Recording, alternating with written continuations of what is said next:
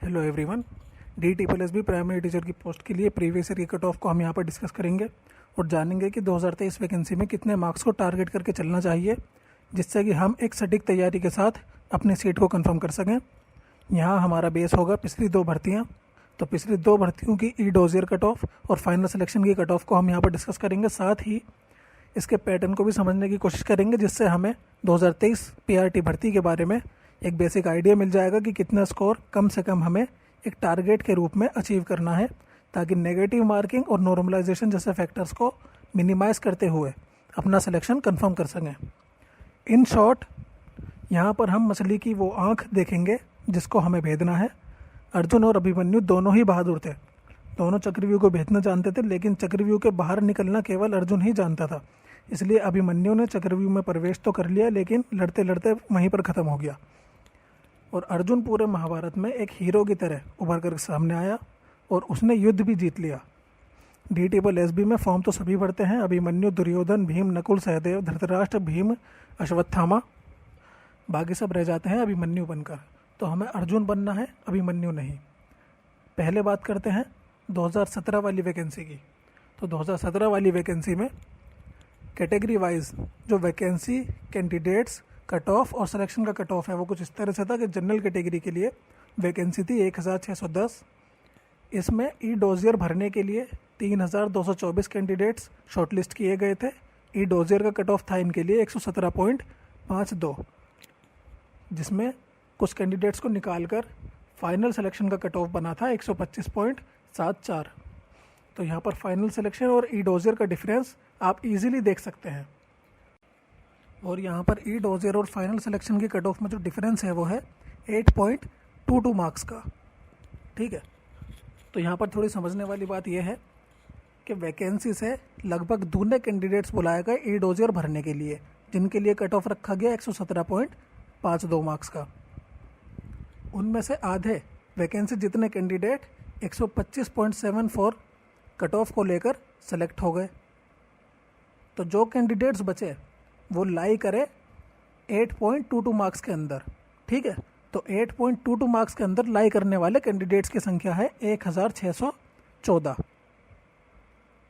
यही बात यहाँ पर थोड़ी सी हमें समझनी है।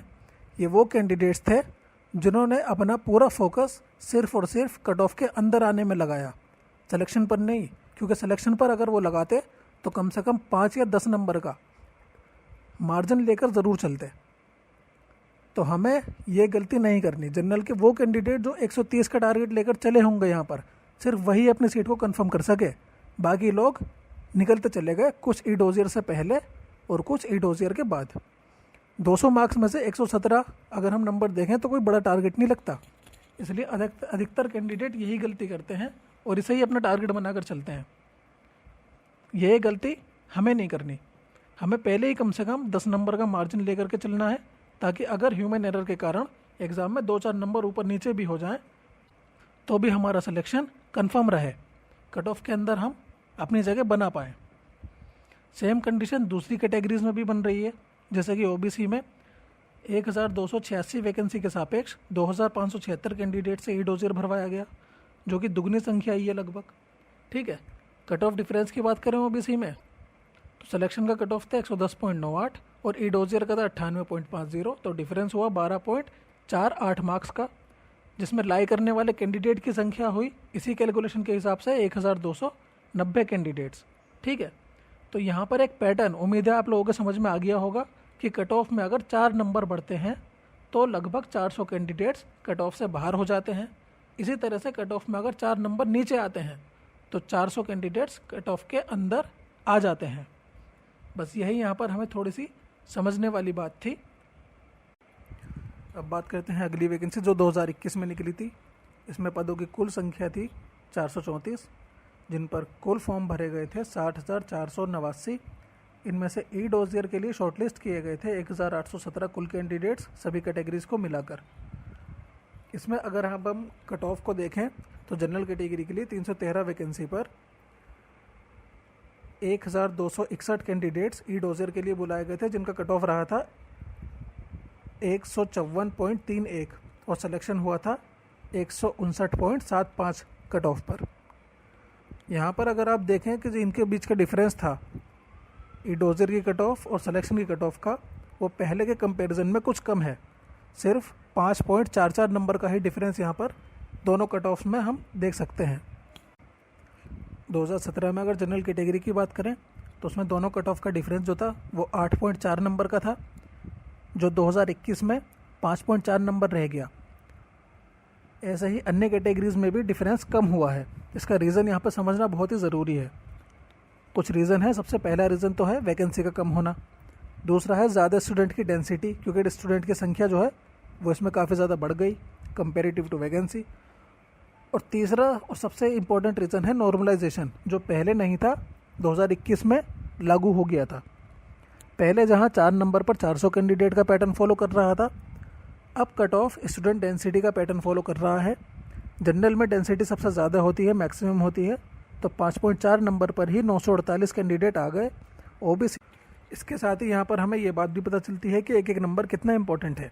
एक नंबर आपको कट ऑफ में काफ़ी आगे ले जाने की क्षमता रखता है, और एक नंबर ये भी क्षमता रखता है कि आपको अगर गलत हो जाए तो आपको कट ऑफ से बाहर भी निकाल सकता है, क्योंकि एक नंबर पर बहुत सारे कैंडिडेट्स यहाँ पर स्टैंड करते हैं। इस हिसाब से अगर एक सेफ़ टारगेट की बात हम करें तो सेफ़ स्कोर हमें कुछ इस तरह से अपना बनाकर चलना चाहिए, क्योंकि अब की बार वैकेंसी कंपेरेटिवली कम रहने वाली है और स्टूडेंट डेंसिटी बढ़ने वाली है। और DSSS भी अब की बार कंबाइंड एग्ज़ाम भी लेने वाला है, मेल फीमेल के जैसे पहले अलग लेता था TGT में, और MCD और डायरेक्टरेट ऑफ एजुकेशन का अलग अलग लेता था। अब की बार कंबाइंड एग्ज़ाम लेने की बात DSSS ने करी है।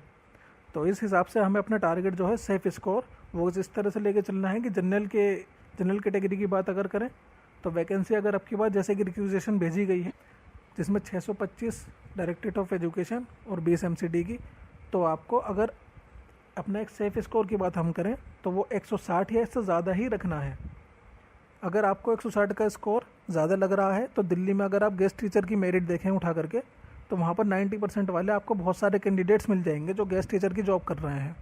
लेकिन यहाँ पर बात हो रही है रेगुलर वैकेंसी की, परमानेंट जॉब की, तो इसलिए दोनों पार्ट्स में 80-80 स्कोर करना कोई बड़ा टारगेट आपके लिए नहीं होना चाहिए अगर आप एक परमानेंट जॉब यहाँ पर पाना चाहते हैं DSSB में।